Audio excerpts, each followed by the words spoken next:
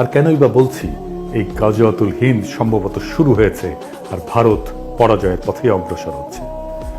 গাজওয়াত শব্দটা ইসলামী পরিভাষায় ব্যবহৃত হয় ওই সমস্ত যুদ্ধে যেখানে নবী রাসূল স্বয়ং অংশগ্রহণ করেছিলেন। আর হিন্দ মানে ভারত, এই দুটো শব্দ মিলে দাঁড়ায় হিন্দের যুদ্ধ।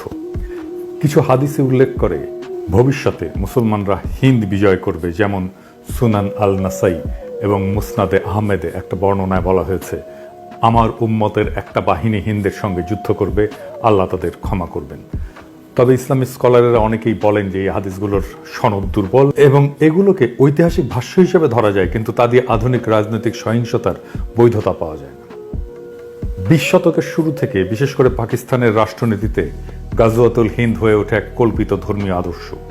অনেক সংগঠনই তাদের রাজনৈতিক প্রোপাগান্ডায় এই শব্দগুলো ব্যবহার করে বারবার, যেন ভারতের বিরুদ্ধে যে কোনো যুদ্ধ মানেই